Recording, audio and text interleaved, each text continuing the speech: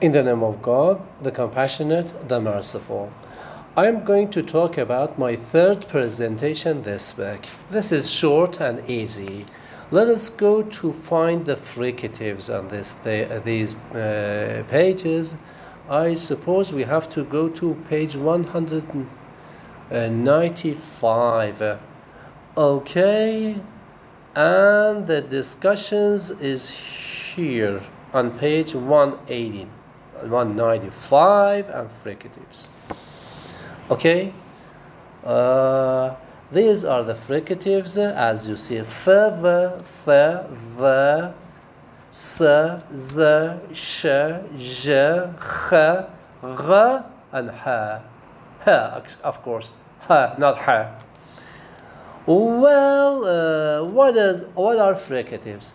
We already did with the stop sounds, okay? In my earlier presentation today, we talked about stops, okay? We said that somewhere in the oral cavity, we close the mouth, okay, and open. And when we close somewhere in the mouth and open, the result is stop sounds, like p and b. But today we are going to talk about fricatives. What does it mean? It means that in the production of some continuance, the airflow is severely obstructed. We close the mouth, we close the airflow, but not totally. It is open, but it is very narrow. Okay, there is a narrow passage. There's only a narrow passage. So, when we have something like that, we say that we have something like fricatives. So, for the p and b, we said we close and open. We close and open. We say p, b, or ta, da. Okay? But here, what happens, we don't close, we say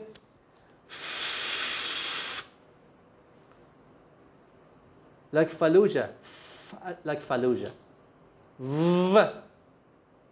Of course, Arabic does not have this one. We'll say television in Farsi, television in English, television in English, television in English. In Arabic, I told you, it says that we say this tilfaz, okay? Tilfaz. We say with the fa sounds. Further, found abundantly, especially in Iraqi. We say fa. Okay? Ithmaniya. And the. Okay? And sa. And za. And sha. And ja. Like I told you, it is like the Lebanese. Okay? The Lebanese say jayet. Dejaj. Okay? Something like that. The next one is kha. Found in English? No. Found in Arabic? Yes. Found in Farsi? Yes. And the next one, not found in Farsi, not found in English, but found in Arabic. It is gha sound. Gha sound. Gha. Like gharib. Like gharib. Or like gharib. Like Ghaya. I don't know the meaning in Arabic, but in Farsi it means the final thing. Okay? Well, and ha, not ha, ha. Okay? These are the fricative sounds. These are the fricative sounds. So what does it mean? The airflow is severely obstructed, closed, so, and there is a little space for the air to go out. So what is the result? The result is that the molecules of air actually are like this. Molecules are, in fact, rubbing out something like this. Okay? Rubbing out. I've got, of course, one hand. The other hand is busy with my jawal. Okay? That's why. So these are called as fricative sounds. Well, fricative sounds are divided into different groups. There are labiodental fricatives. What does it mean? We use the lower lip and upper teeth. Va, fa, fa, va, fa. Number two, th and the, with the tip of the tongue touching the tip of the upper teeth. Okay, the tip of the tongue touches the upper teeth. The. It's easy for you, you know. And sansa, easy, easy. Shanja, again easy, easy. But remember the places. Back to number 2, interdental fricatives. Sansa are interdental fricatives. Number 3 is sanza, which is alveolar fricatives. Alveolar fricatives. Number 4, shanja, palatal fricatives. Okay, you go and check with the figure, in fact, the places of articulation on humans that we had at the beginning of this chapter. There was a picture of a woman, and you're going to check it with that. The next one, yes, the next one is the ch and gh, not found in English, found in Arabic. Found in Arabic and Farsi. Ch in Farsi is there. In German we have it. In Arabic we have it. Khalid, Arabic. We have ch. The next one is not found in Farsi even. What is this? It is something like la. La in Arabic. La. Okay, it's like this. Look at my hand. It is like this. It is like this. Gha. It is a gha sound. Gha sound. In Arabic we have it. In English we do not have it. In, let's say, Farsi. No, we don't have it in Farsi. We don't have it. So Farsi speakers say qarib and gharib the same way. So when they say, when they want to say qarib, qarib in Farsi means two things at the same time. Qarib, two things at the same time. So you say sometimes it means away, sometimes means not away, close. Okay, qarib and gharib, like Arabic. But in Farsi we have one. Both of them are pronounced as the same. Q in Farsi. Back here.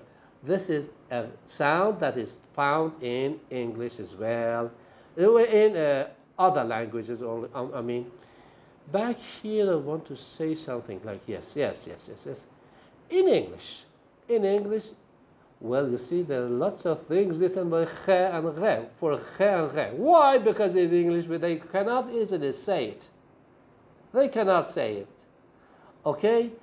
So when they want, for example, to say something like the leader of Iran, they say Khamenei. Why? Because they don't have kh. When they want to talk about Imam Khomeini, they say Imam Khomeini. They say Imam Khomeini. Okay? Why? Because they don't have kh sound. Well, but remember, there's something important here. What is that? English, earlier periods of English, they had this sound.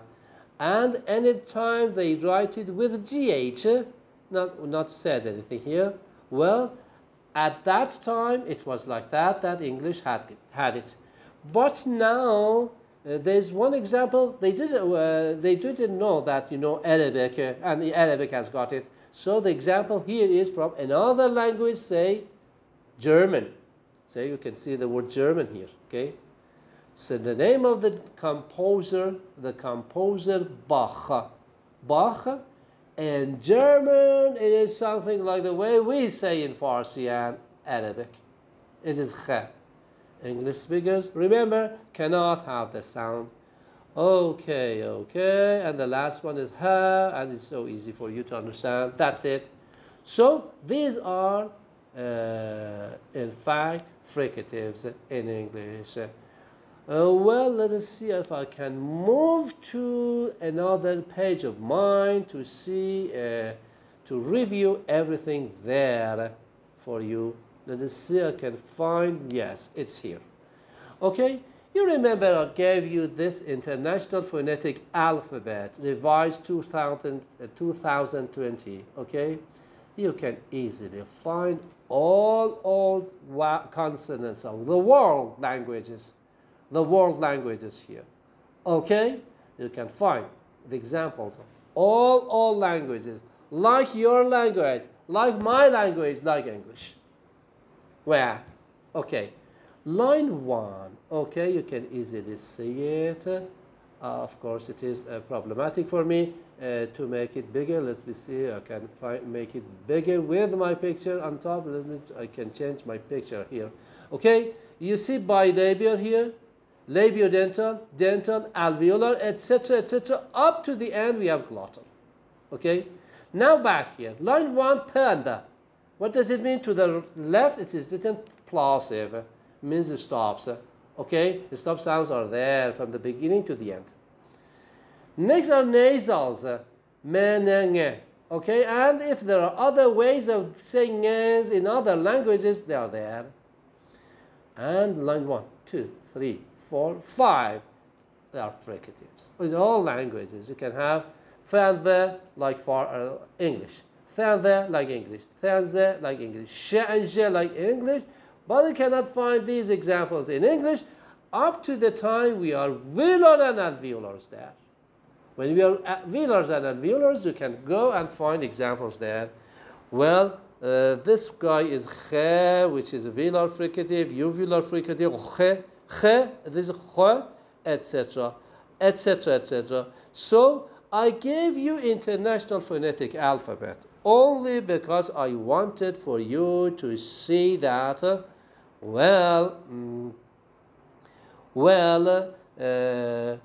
your language is important to phoneticians. English is again important to phoneticians. Farsi is again important to phoneticians.